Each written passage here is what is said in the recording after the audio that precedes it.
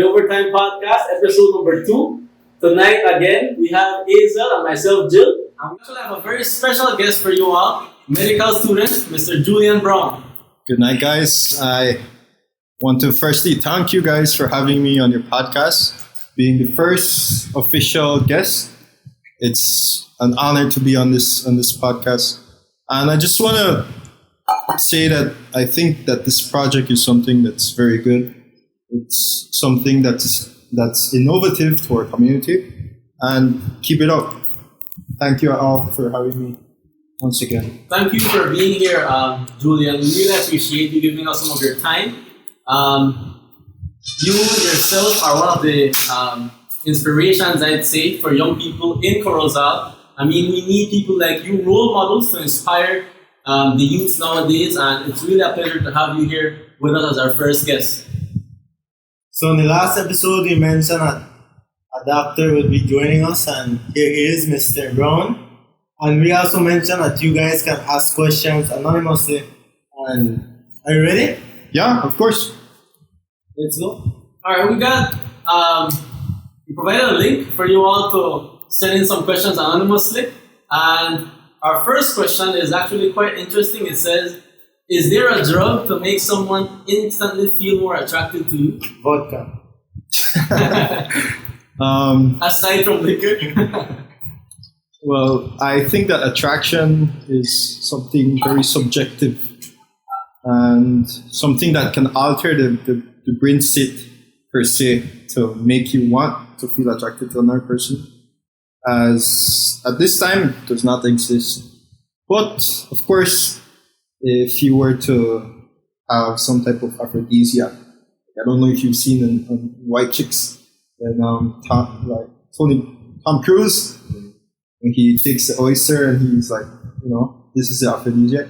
Things like that can stimulate the parasympathetic system and increase those natural endorphins and make you more attractive to a person. Talking about aphrodisiac, I actually have a friend who told me that it's a part of religion where they can't consume onion or garlic because it stimulates those hormones that cause I would say attraction, or just it's just, I guess it would just stimulate those hormones that cause attraction and desire for a person. I'm not sure how true that is. Would you know? As far as we've seen, it's basically a myth. We can't confirm that, or at least in the studies that have been done. And it goes back to it being subjective. Some studies say that it does support that it doesn't has an effect, but other studies say that it doesn't have anything. So I think if you want it to work, it's going to act like a placebo and it's going to work.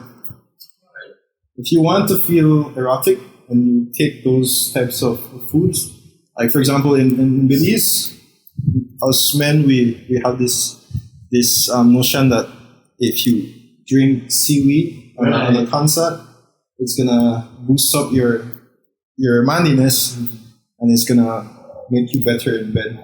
But like I said again, we don't have controlled studies that support that. At least not yet. Question number 2. How can I increase my size? Would the ashwagandha pill work? Firstly, I don't think you can actually even get it here in the Belize. So I'm not too familiar with the ashwagandha pill. I know it's a thing on TikTok and everything, but it has to be FDA regulated to start off. And under the list of those drugs that are already approved, it's not even on there. So I think it's a risk if you want to take it. It goes back to how you perceive the person. If you really want to increase your size, be attracted to the person you're with. If you're not attracted to the person you're with, you're not gonna be as boastful as you want to be.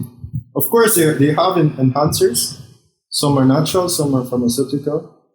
The most common one, Cialis, Viagra, which is a sildenafil. So what it does is it makes the veins in the corpus cavernosum much bigger, right? Seems like Israel go for that because as you mentioned, start, somewhere can leave it. Yeah. I'm not gonna mention doses because I think you should recur to your physician to know if you are safe to take one of those. Actually, I have seen much people having some complications because they use certain drugs called nitric oxide antagonist, and then they take sildenafil. So both of them, they don't combine. And it just creates a heart attack basically for these people. So yeah, check yourselves before you take any sildenafil. So either I've got it or you not got it. You've got to take it. And actually, you said a word. You said things are relative. I think size is one of those things that are relative as well, because I think everything's as I say, beauty is in the eye of the beholder. Because if this girl really likes you, even that might affect us how he perceives the size. Or you yourself, what you said, I think the most important thing to do with size would be the attraction toward the person, right? The more attractive, the more blood flow, the more everything seems to be relaxed and so that's actually very important. If you're nervous, if it's your first time, it might be that you won't even get an erection. It happens. And that leads us to our next question, which is, my body seems to just respond when I am with my girlfriend. Is it normal to shut down with other women? Damn, bro. I think it goes beyond the physical in that situation, because if you can get an erection with your girlfriend, it means that intrinsically there's no problem with your apparatus. I think it goes beyond that. It's something psychological, something mental, and this is what we've seen across our generation. You see, our generation is very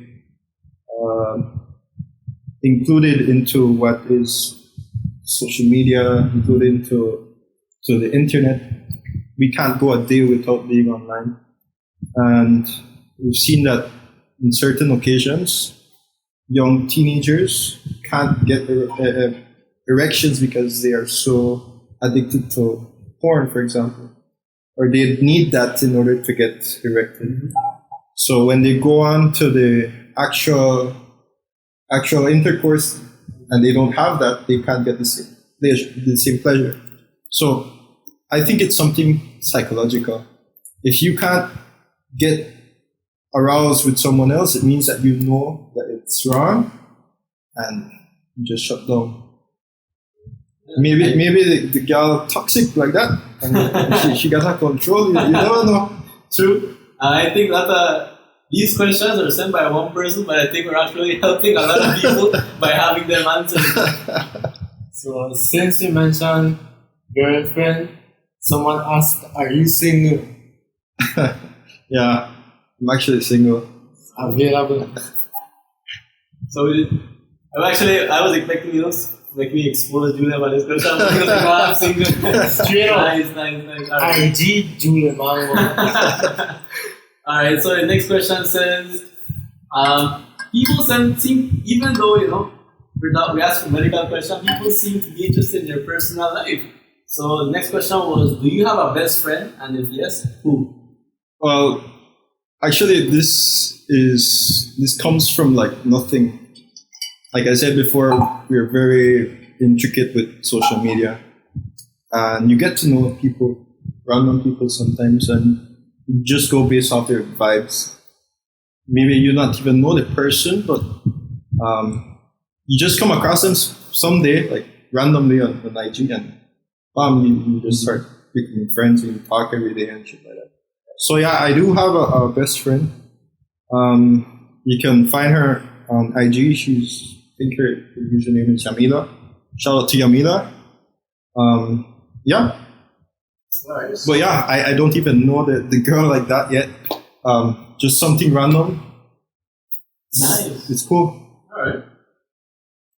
So you say you're single right now, but you're in a relationship before, and Who was that one that got away? Do we all have one that got away?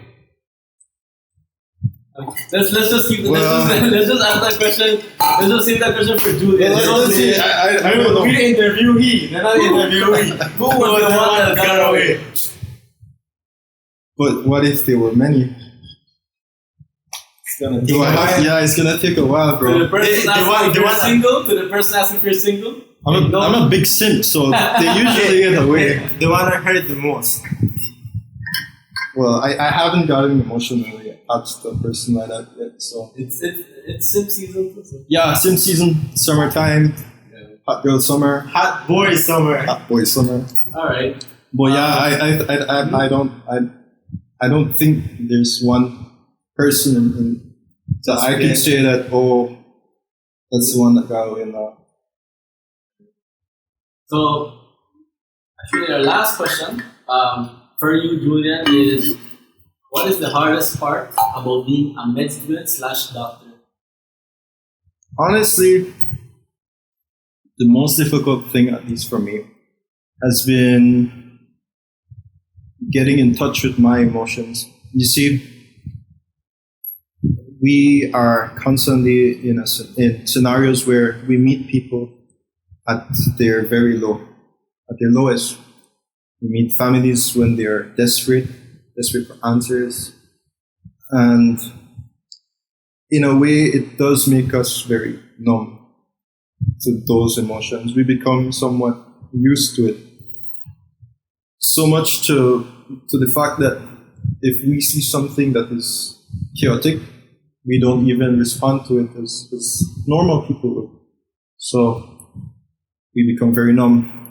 If a person dies, we usually we see it as something normal. It is normal, but we don't get emotionally attached. And it has affected me. It affected me a month ago because my grandmother recently passed, and I couldn't feel anything because I was so numb. To this day, it still bothers me that your close family member passed away, but you don't feel anything because you already got used to it. After seeing that so much, we don't feel anything. Another thing I would say would be the constant stress and the limitless hours of work that you have. We barely sleep. We have on call. We are on call every third day at the hospital. We have rotations from 6 in the morning. Come in at 6 in the morning. We stay all night. We have to report at 6 in the morning again, and then work throughout the day. We come out at 6 in the night, more or less. So repeat that over and over and over again for a year. It's crazy. So I think it's very tiring to be a doctor.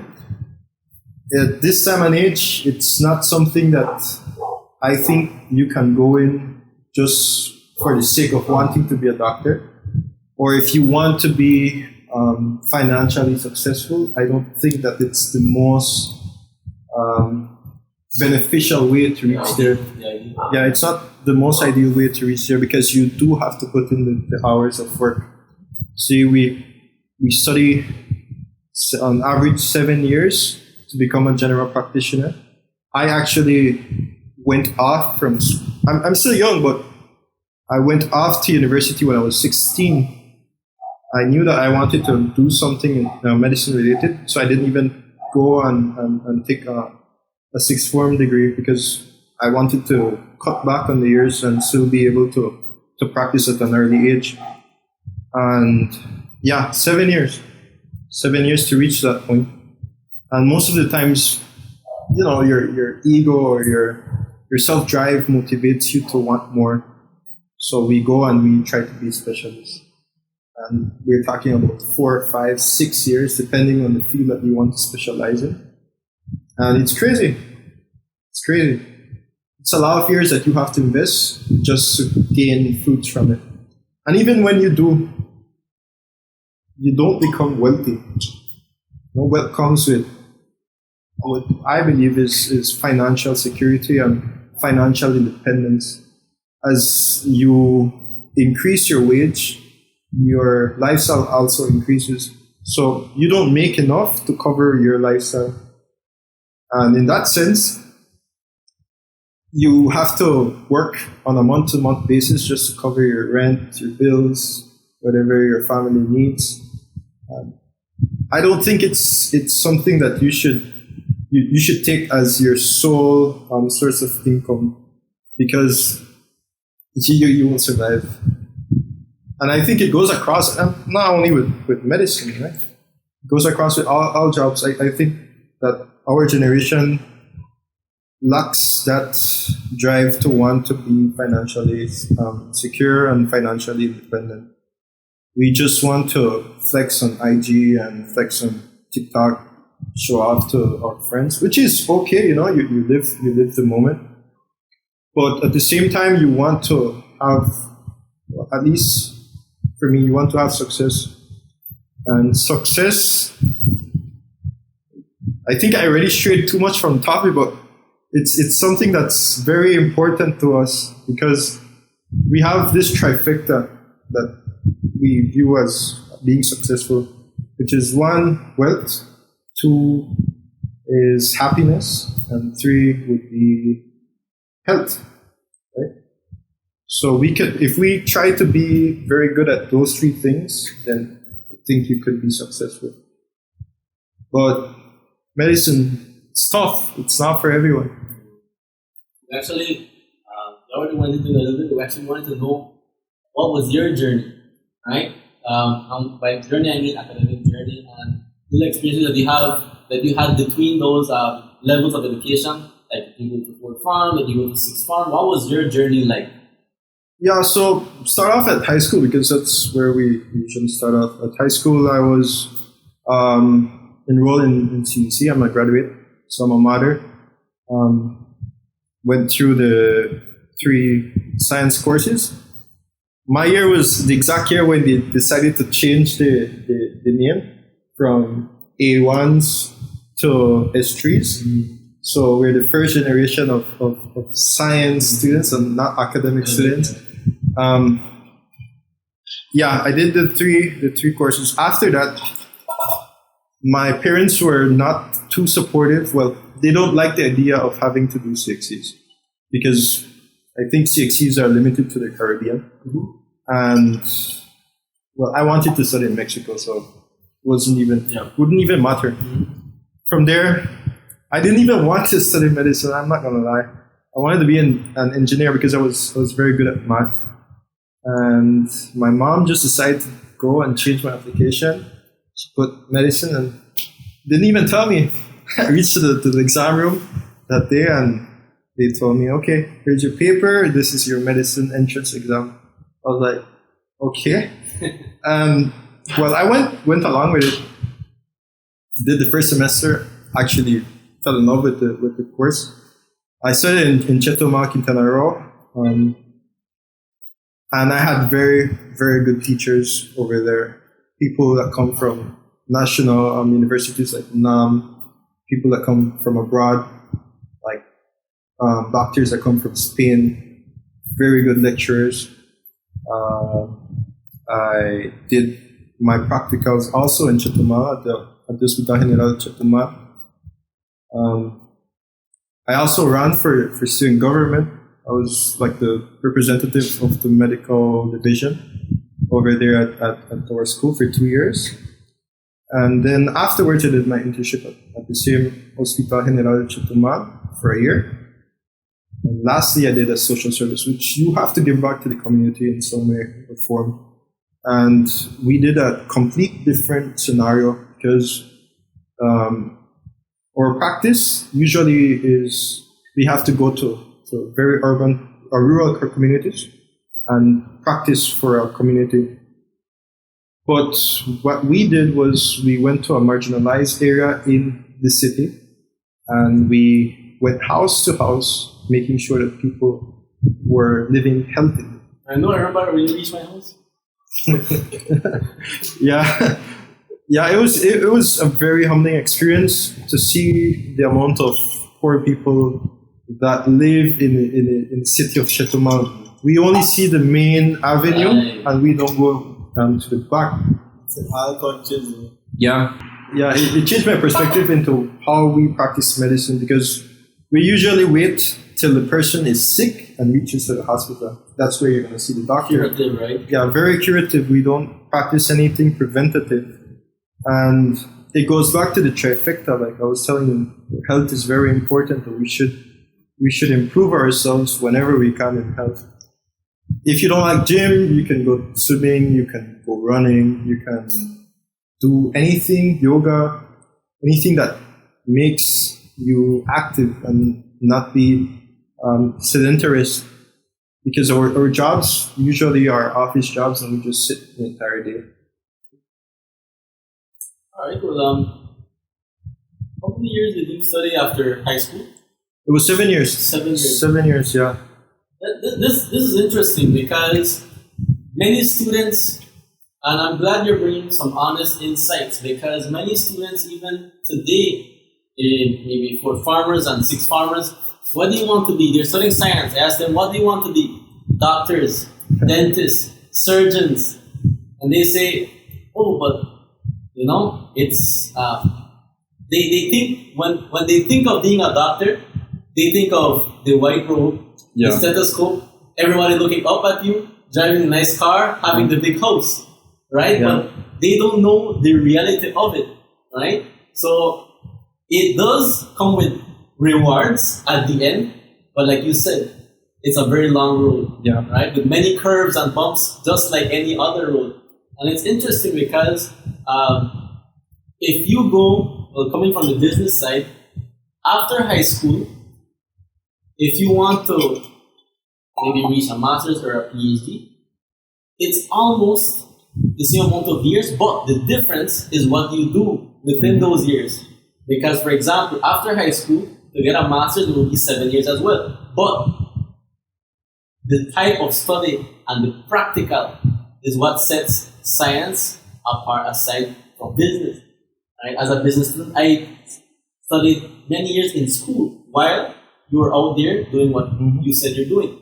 Right? So it's interesting that you're bringing these insights to people, maybe young people, that we have listening as to what it actually takes and what it involves. Right? You said visiting marginalized communities. Yeah. I'm sure some of them never thought of that. Right? They thought of them in class, taking tests, looking at babies being born, right? And that's it. So it's really cool to have some insight, even from a business person, as to what you guys do. I mean, if you solely base yourself or your knowledge of what a doctor means by what you see on the TV or what you see on Grey's Anatomy or House or something like that, it's going to be completely different, because medicine is taking a leap into being more preventative and curative. And in a sense, it makes sense, because it costs very much less to make a person healthy than having to cure a person that is sick. I mean, we have people with end-stage diseases, like end-stage kidney disease, end-stage heart disease, chronic liver failure, things like that. Very expensive for the government to take into account. You don't get cured from these diseases like that. And what we try to implement now is for you not to have to reach to that point, for you to be happy, for you to be successful, for you to be able to be healthy and win as much money as possible. Because, I mean, let's face it, you can't be happy without money, but it's something that adds to it, you know? Yeah. I like that you mentioned that, because Hazel and I have actually had conversations like this. Like, people always say, right, money doesn't make you happy. That's true, but when you get sick, it's not happiness that cures you, right? You need to be financially stable. And that brings us to the segment that I wanted to touch on, which is financial stability, right? I already touched on that a little bit.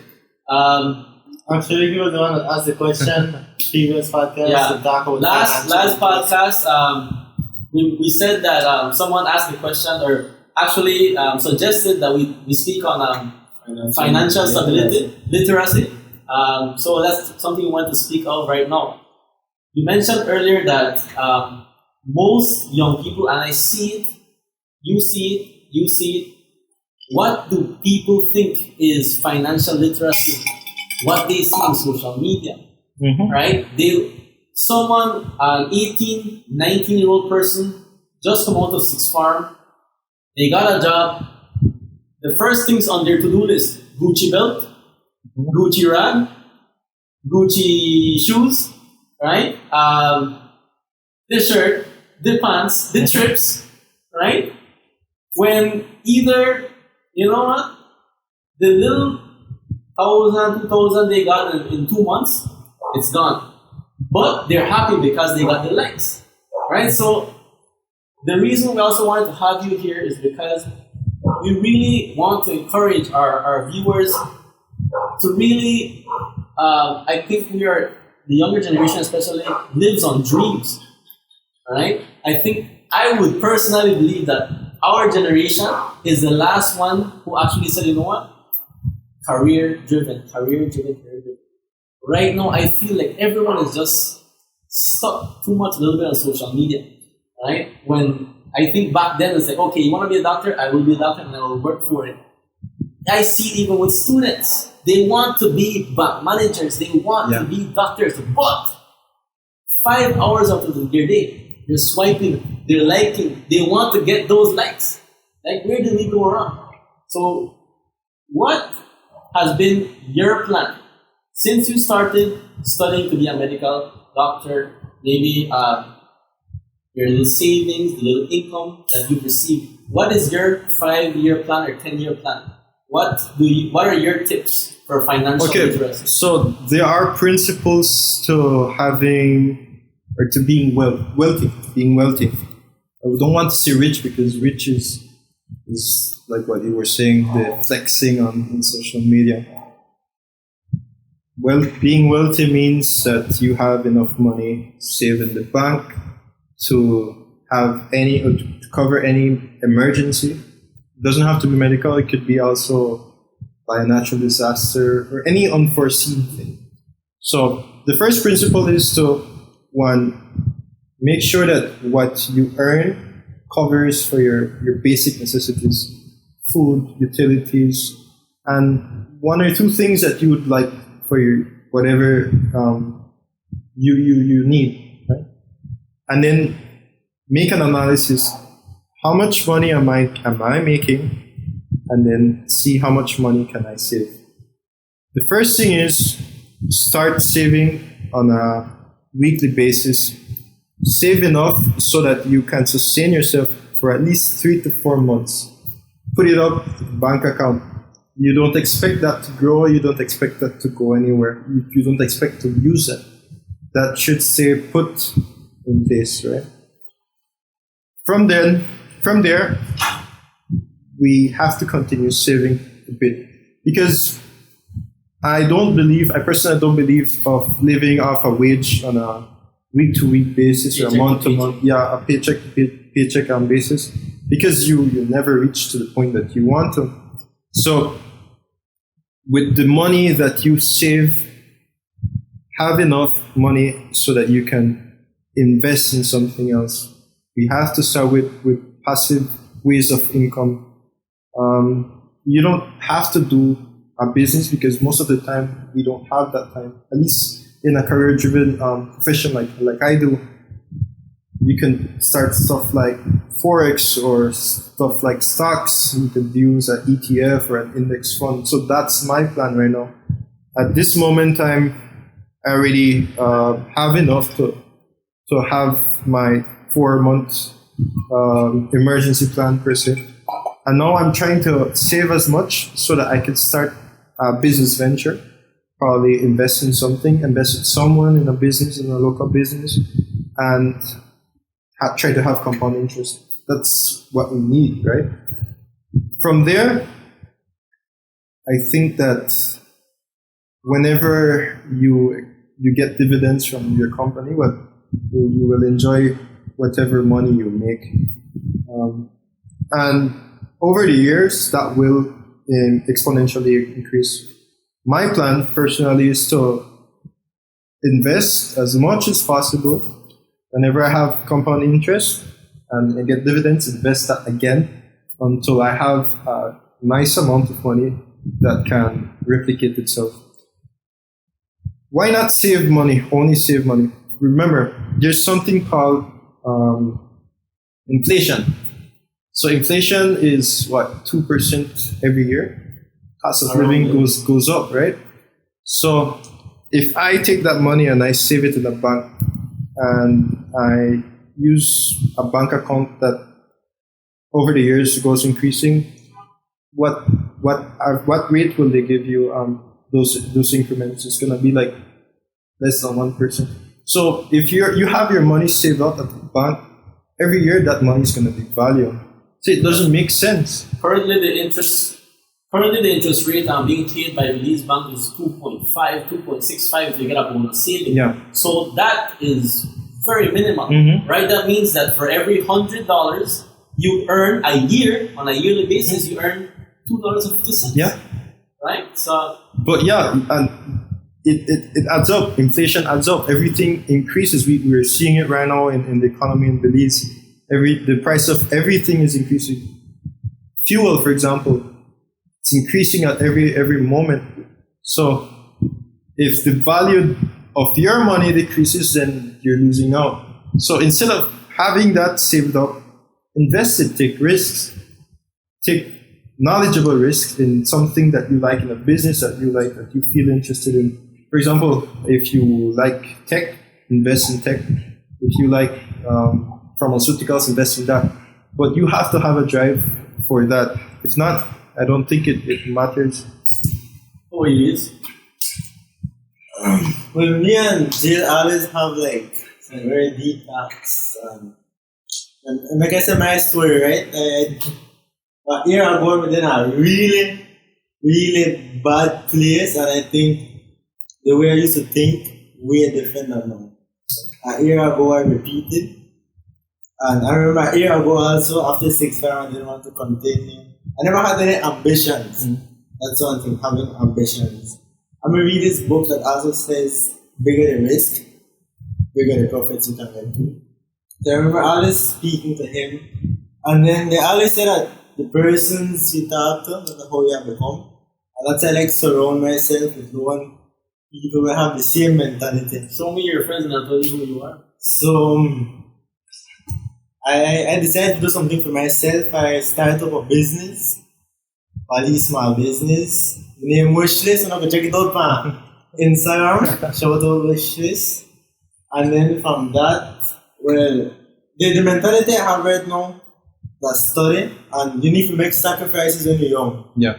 That like how Jill said. It's an investment. Some people, right now the mentality of people have that go drink, buy expensive, live paycheck to paycheck. Yeah. Okay, you are enjoying it right now, but 10, 20 years from now, you are to make the sacrifices that you could have made when you were young and have the benefits then because you're older, you're harder for work, and things are just getting more expensive. The goal is to retire at an early age, have enough money to sustain your family, send them to whatever school they want, have your family happy, and you be happy. You know what they say? I've spoken to a young person that I've seen, I asked them, why are you living the way you are? I just want to know, like, what is your plan? And he said, well, I earn this much. So I live my life, I go, I drink, I eat, I travel, and I still have only extra for sale, right? That is fine. But, right, at the age that this young person was, it really made me sad that he said, I still have a little extra to save.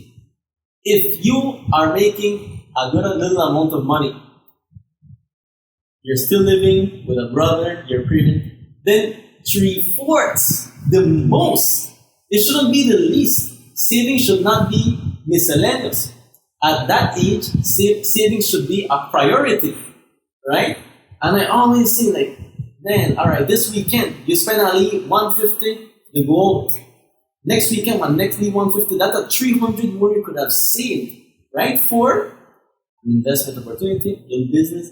So I just wanted to bring it up since you brought that up. Well, the way I see it, like what I said, make sacrifices right now so you could retire at an early age. Right now, we make sacrifices. You need to go buy a Coke. You prefer just drink water, prefer not buy food. But later on, when you're 30, 40, your friends are going to enjoy life when they're young, or just starting life, and by then you are starting to enjoy. That's how I see it. Or you'll end up with loans, having to pay a loan for the rest of your adult life, and living basically for the bank, which is in a way it's nothing bad, you know. It's just ideal. Yeah, exactly. Speaking of the competitions we had, I always like to share. And last episode, I told you that we would share our experiences. I'd like to share mine, and the reason I like to share mine is because we're getting different perspectives, and we have different listeners who are coming from different paths. So maybe something that either Julian, Hazel, or myself says could spark something, right? I always tell Hazel, I was always the youngest in my class. I started preschool at age 3. I graduated high school at 15. I graduated sixth form at 17. I think I was about to turn 17 or something like that. And UB stole a year from me because of all the prerequisites. But I remember at 19, I finished my bachelor's. I was always the person from first farm. I was always the person that if my dad gave me $5 a day, I would want to save 3. I would want to save $2.50. And I think that is because of how I was brought up, right? I remember this, maybe I shouldn't even say this because it's kind of illegal. I remember at 12, right? And working age is 14. At 12, my dad said, get a little job and so you can buy yourself your tennis. Right? And I know my dad secretly spoke to the store owner and said, you know what, my son will come and ask you for a job, say yes. And but I worked at a store at age 12, and my job was to weigh rice, weigh flour, clean the onions, clean the shelves and everything. So I know maybe someone used to see that first round, the liability, then we used to always rush out to go to calf and run. That was me. But the reason I did that was because I was buying for people. So if my dad gave me $5, and let's say Hazel was one of the rich, right? He has $4. He told me, buy, I want a little dip and a Coke. I'll get it for you. What do you want? I'll get it for you. So I used to have 3 monies in my hand. I used to run, hurry, want to be the first to get it and come back. I used to get 50 cents, 50 cents, 50 cents. So with that, I used to get I'll leave 150 sandwich and a shilling water. And the rest is for me. So all of those years I was like that. When I was at sixth form, and people were like saying a lot of things because of what my dad was doing at the time, his job that he had. I was a waiter. I always tell even my students this, I was a waiter at RD's, diner, big up RD's for you only, they're opportunity to be a waiter. And I used to work 6 days a week at sixth form. And people say, but you're not bank manager's son, you don't really do that. I used to clean the bathroom, a restaurant's bathroom. I used to wait for people 8 hours a day for 6 days a week. Why? Just because I wanted $150 a week. And what I did with $150? Save it. And I've been programmed that way since forever. I remember my first job, graduating from UP, I got my job at the place I interned, which was Beltrade, big up Beltrade as well. And that was the highly coveted internship spot because at the end of the internship, they gave a little stipend, and no other place gave a little stipend. I started working there at 19. 19, I said, you know what? I want to do my master's. But I had to take a little break because I wanted to save a little bit before I start because that's something I always want. I said I want to relieve my parents of the burden. I always thought of it like, you know what? I need to relieve them from that burden. Right? I know many people say this, but they don't actually do it. Right? So I remember my first paycheck. I was getting paid for my bachelor's, so I felt good. My first paycheck, 2,100. And I'm willing to say this because you know it's funny now looking back. 2,100 a month at 19. Right? So I said, man, I worked at the trade. That was the starting pay before they released everything. I was feeling so proud and everything. I said, I want more. So I started my master's paying. So I actually finished my master's at 21. And the reason I did this was because I had a plan, like Julian. Right? I said, everybody wants to be the boss, but nobody's willing to work like the boss. Right? So I said, what I'll do, I'll work, get something together until I have to invest. I remember for my graduation date, I graduated from UNIT with my master's degree in administration. A couple of weeks before, I bought my first vehicle, and people used to tell me, "Maras, this vehicle must cost you everything. You must have a loan." And I said, in my head, I'm like, I didn't make a loan, and I still have the same value of the vehicle in my account. But why? And when I tell them the story, they don't believe it. Even I know some people I tell it don't believe it. For the years I worked at Belmopan, every single day, I ate pork. I ate eggs and beans and popcorn. Every single day. The only good food I had was lunch because the lady that sold food that I worked was in front. Breakfast was oats because thankfully the workplace provided some oats and something. Every single day my dinner was eggs and bread. $2 eggs, 1 cup bread. $2 egg. And I ate like this for the years I worked at Mopan.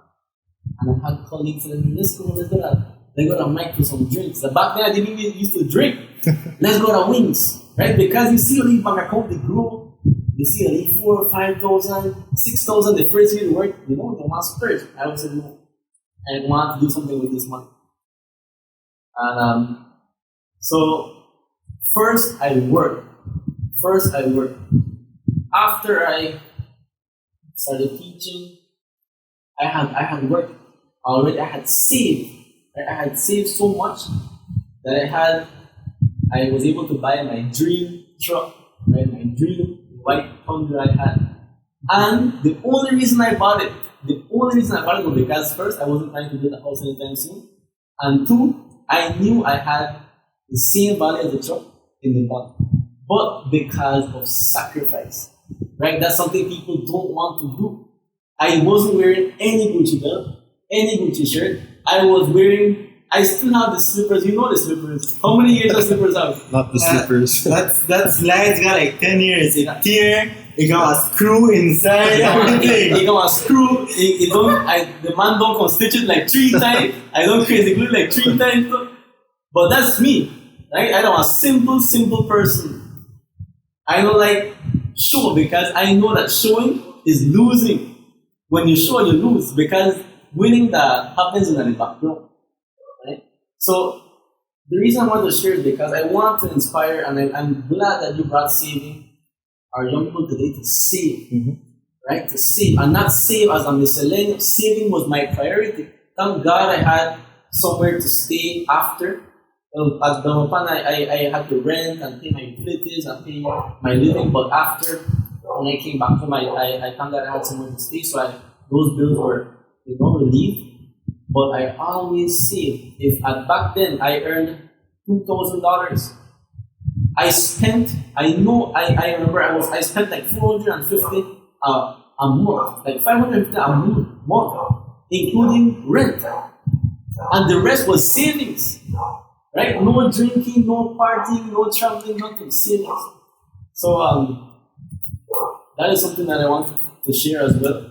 And so I know you have something to say. I remember in the beginning you said that everybody have different paths, eh? So right there we have 2 people that were very dedicated from a young age. I think everybody were going to school with me. I'm way different. I don't know the one where I used to barely pass. The cameraman back there in my class in the third farm. Pick up the cameraman. He know I almost beat third farm. I almost beat fourth farm. I remember a teacher come and tell me, you will never beat anybody in your life. Literally gonna tell me that in a sixth farm, band class, I repeat. I feel that this that I repeat helps me a lot. So sometimes if you feel, not give up, right? That could just push you more. This wake me up now. I want to study. Let's shout out Azel. I don't know a laugh right now, right? But I just graduated. Shout out. Yeah. He's on confetti. Congrats to the man. The editor put the confetti. Okay, so I just graduated. See you here. Thanks. You want to open it too? Oh. Okay, so I just graduated. Before I graduate, I'm downside the university. Hopefully in a year I finish and I start my master's.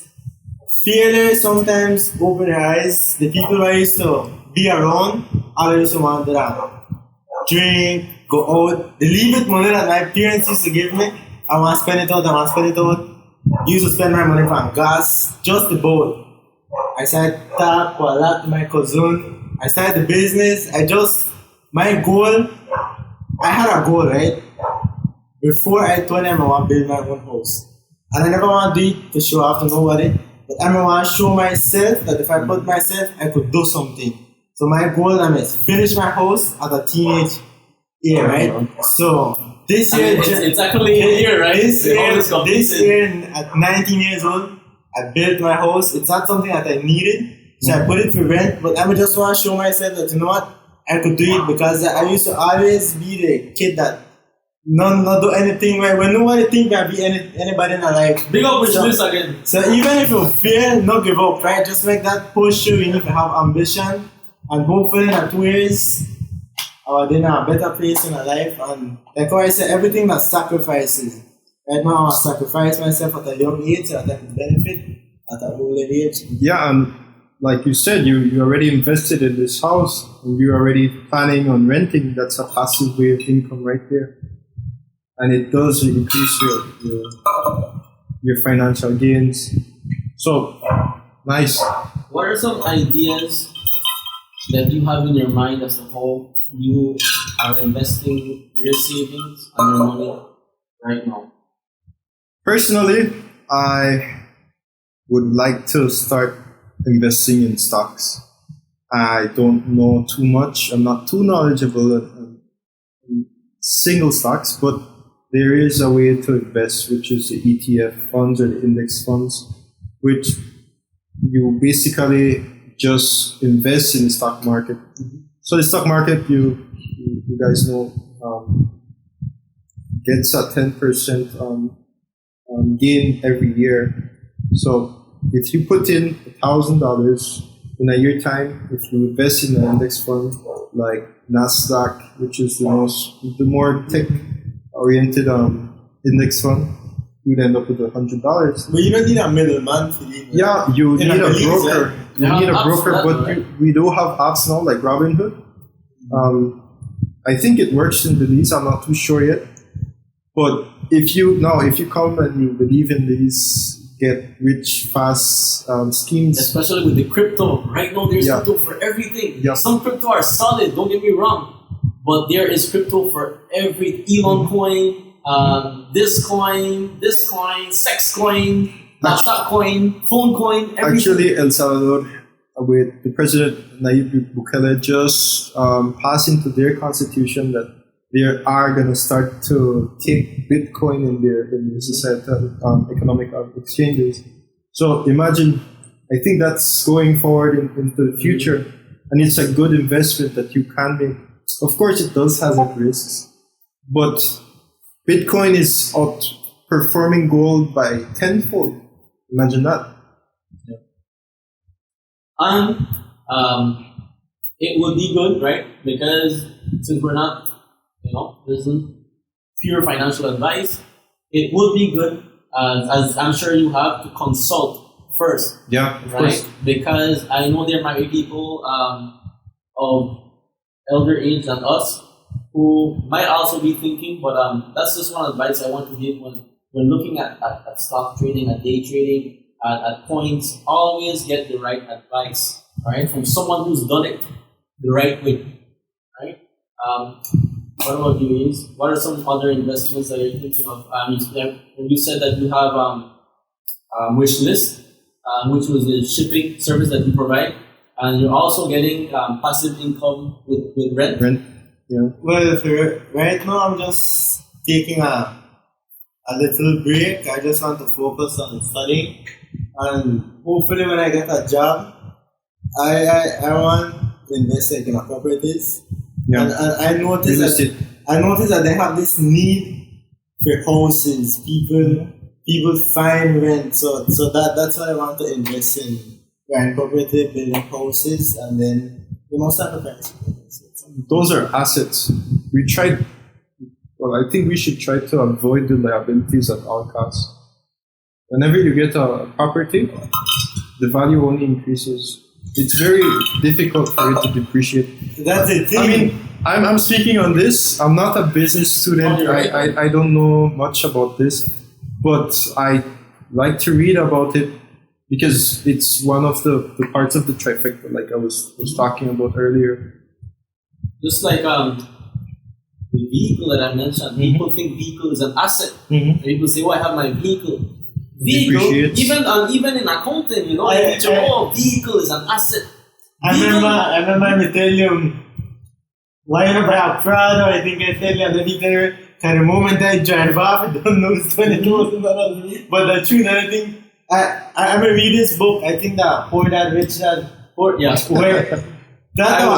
recommend that. When I say that people buy things when they think the assets, but they're just liabilities because they have to make loans, fees, and like that, and the just stuff will depreciate.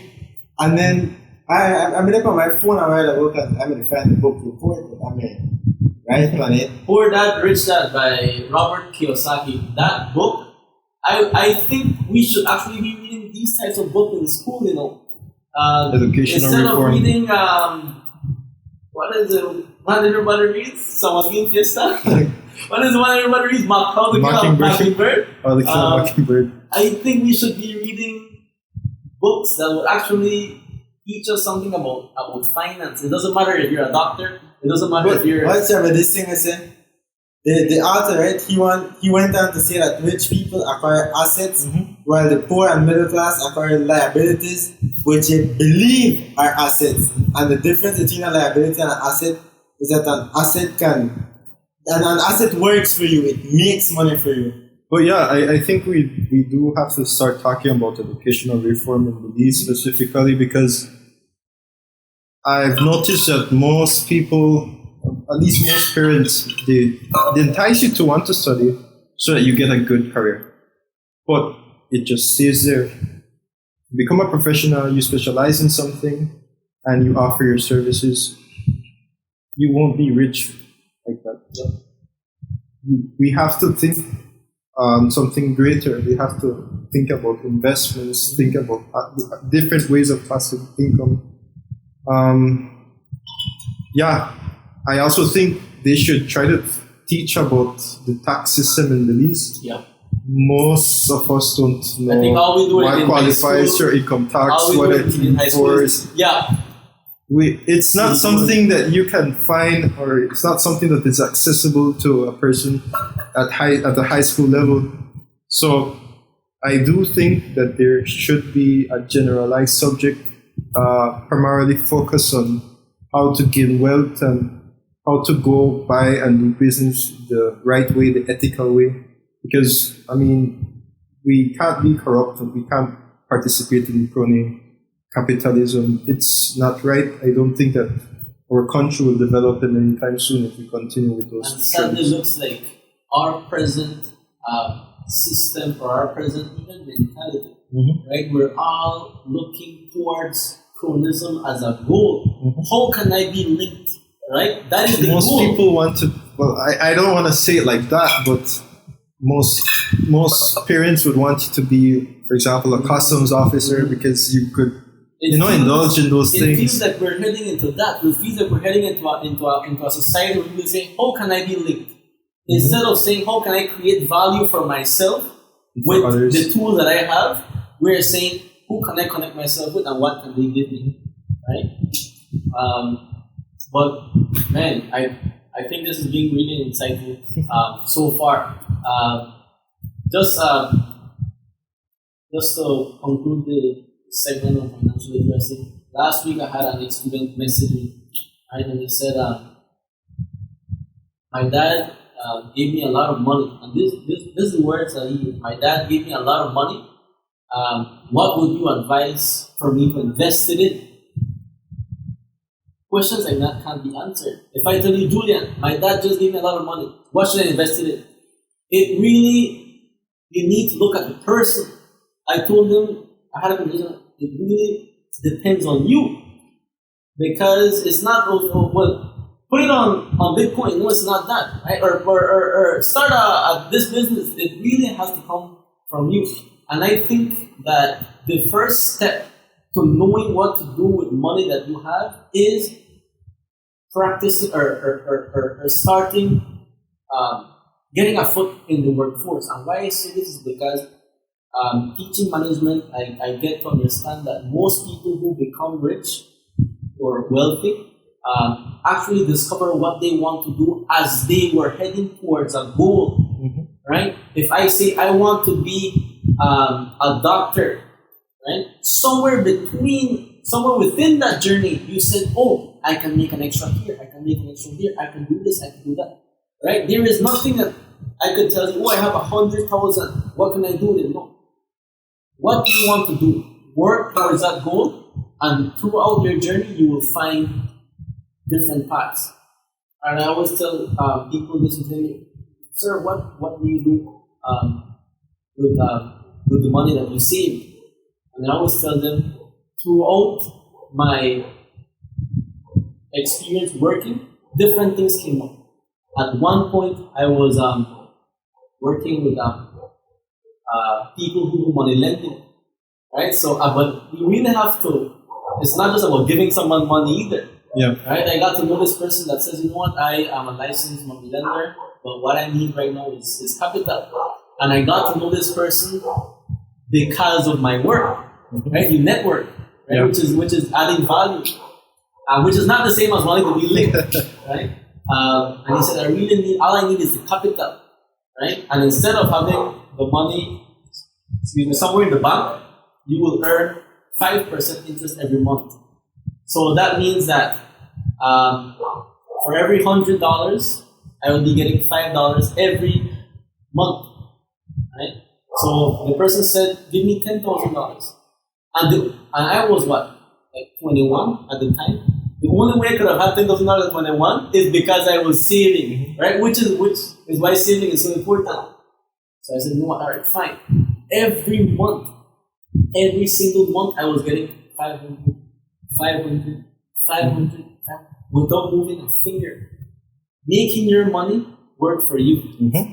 After that, I said, you know what? Okay, I have this little capital in my account. What can I do? Because 2.5% isn't cutting it with this bank, right? Big up with this bank though. I said, let me invest into land. And just last week I was talking to you know what? I told him, let's buy some land there. I told him I just bought some land in Consejo. I bought some land here in Chula Vista. But it's not just buying land and letting it sit there. I have to do something. About a couple of weeks ago, I started another business, which is still waiting central bank approval. There's something else. It's not just saying, oh, I want to do this. Big up central bank. Starting a business is a lot of work. Yeah. Right?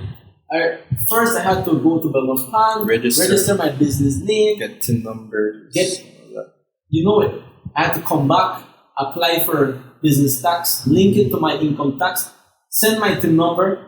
There was application for central bank. It's actually a money lending slash pawnbroker that I'm doing. That in itself has a lot of requirements. You request that from central bank. Oh, I want to open this type of business. They will send you a long list of requisites with applications ranging from 8 to 15 pages. You give that to someone who is 23, 24, and say, what? I don't want to do this. They want get rich quick, right? Where can I put this 20,000 or 10,000 so I can get 40, right?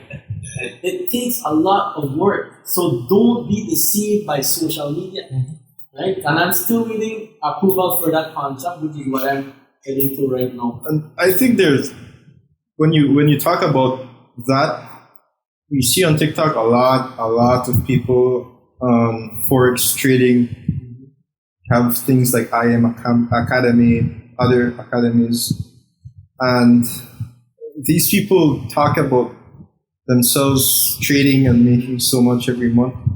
But in reality, if you think about it, and if you do an analysis, it's basically a pyramid scheme. It's a Ponzi scheme. Because you try to get more people involved into this and pay an upfront amount just to join the academy. And those people, the persons that are on social media flexing, well, they do have money because the company pays them to market. Exactly. They're not really trading. Yep. They're just marketing and so they're common. asking you to join. Common. So yeah, abstain from those types of things. I don't think it's ethical for a person to join that. Yeah. Well, I also see this on a day-to-day basis. I wanted to talk on this at the beginning. Currently, I'm working at the Crowdsource Zone. I lead the unit that's called the COVID Marshals. We basically make sure that the protocols are set in place and that businesses can function over there. And we do daily audits. We make sure that everyone is up to par with the standards that we want. I can brag about this. We have 0 cases in the free zone. And we do monthly testing for all staff. We haven't had a single case ever since. We do case-to-case scenarios testing too. If someone has flu-like symptoms, they get tested as soon as possible. And even then, we haven't had a case. But I am someone who's medically oriented and I'm in a business field. So I see the amount of work these people put in. These people are foreigners and they come to Belize and they invest.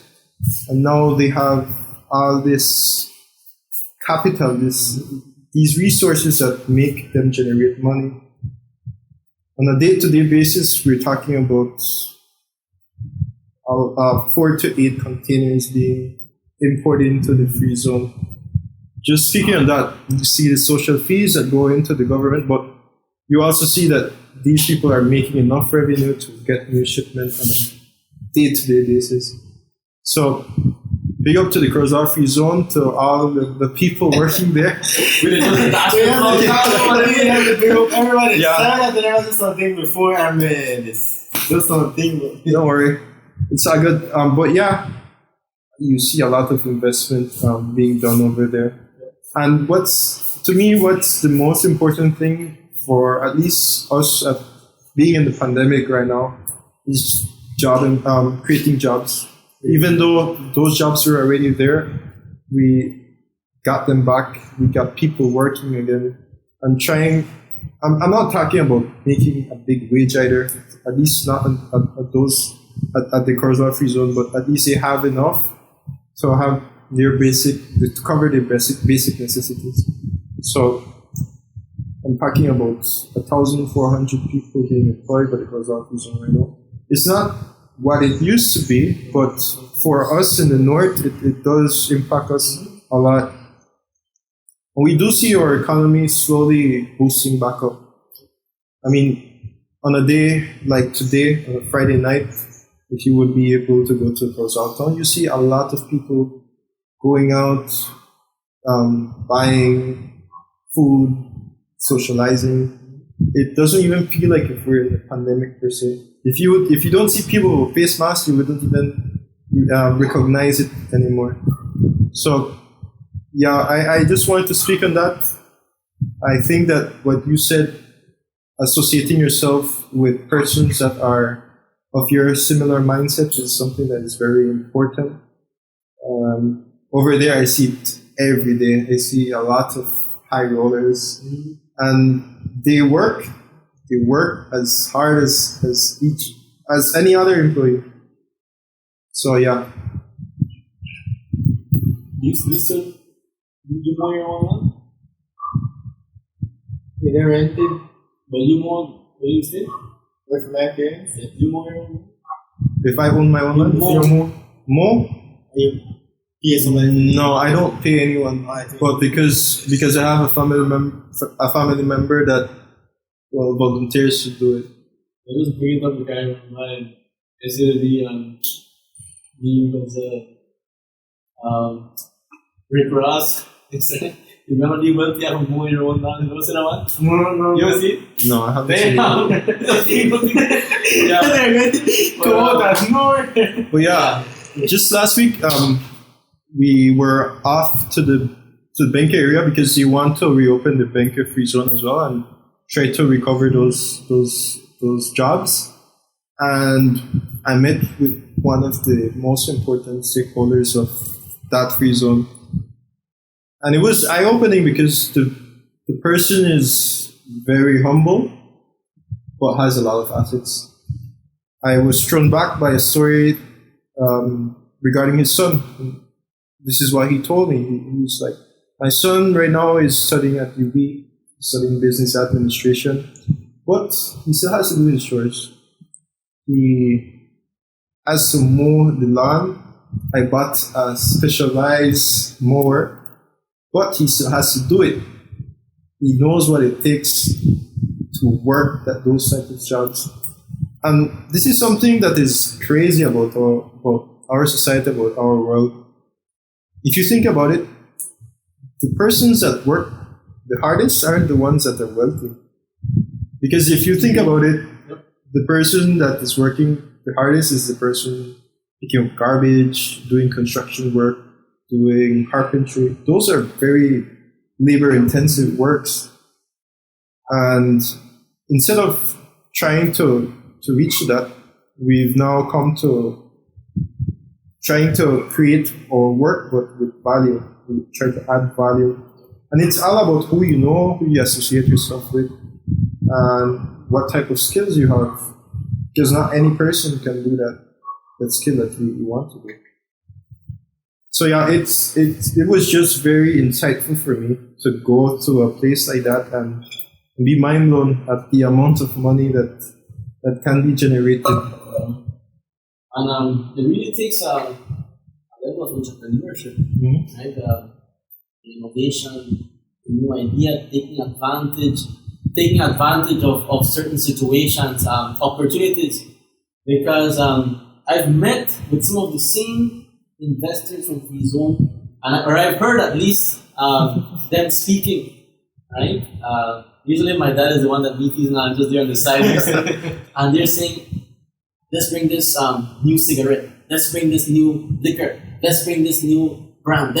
They're always thinking, right? They're always thinking. So they're not spending their time on TikTok. They're not spending their time on Instagram. They're thinking, all right, I have this.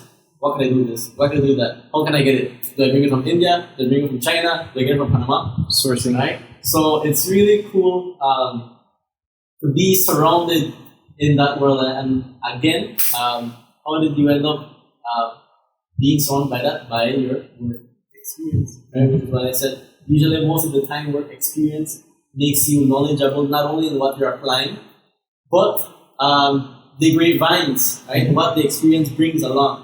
So I think first, before thinking of how do I get wealthy, how do I get rich, who do I want to be? Pick a path. And within that path, you'll find ways. Yeah. So, any closing remarks? And thank you for joining us, Mr. Brown. It was a very, very deep talk. Yeah, I think I hope a lot of our viewers can get something, can take value A bit out of of what happened. motivation, the 3 experiences here. A bit of what we spoke on today, right? That is a reason to bring value to your lives as our listeners, and also to speak on something that is really plaguing our young people right now, right? So thank you again very much. Julian, any last words? I just want to thank you guys for having us. Well, having myself and my cousin Gian Dominguez. Big up Gian Dominguez. Big up, Gian. Cameraman. You don't put your number. You don't know if it's single or not. Well, you already gave out my IG, so. Yeah. No, I just wanted to thank you for taking the time out. I know it's your graduation night, and I want to congratulate you on that. Put on leaf fireworks. Yeah.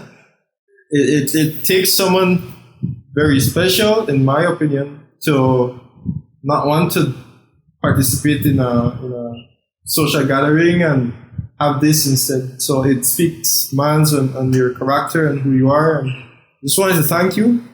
Jill, I'm left with beyond words. I'm left speechless basically, because I've always seen you on a day-to-day basis. You're always in town, but you never. Man of the streets.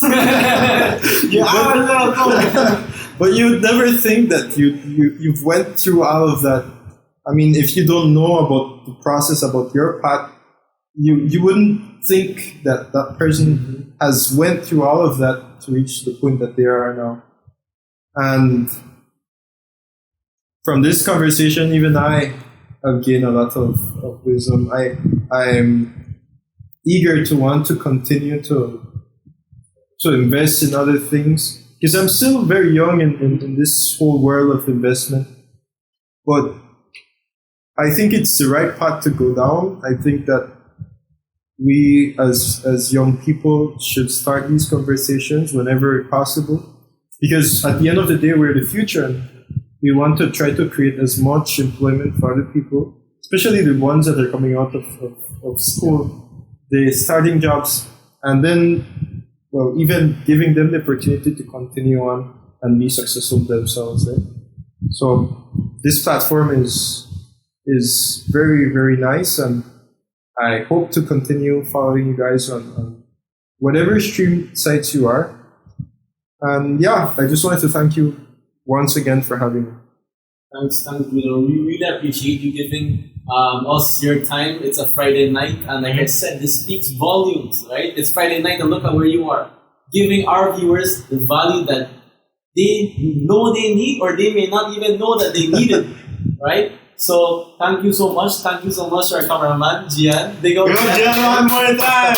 And thank you guys for coming and listening. Again, see you on the next one. We hope that you take some value out of our conversation. Thank you for joining us in the Overtime Podcast. Make sure to follow, subscribe, like, all of that good TikTok, goodness. Instagram. Yeah, I will see you guys in the next one. Good night and thank you. Peace out.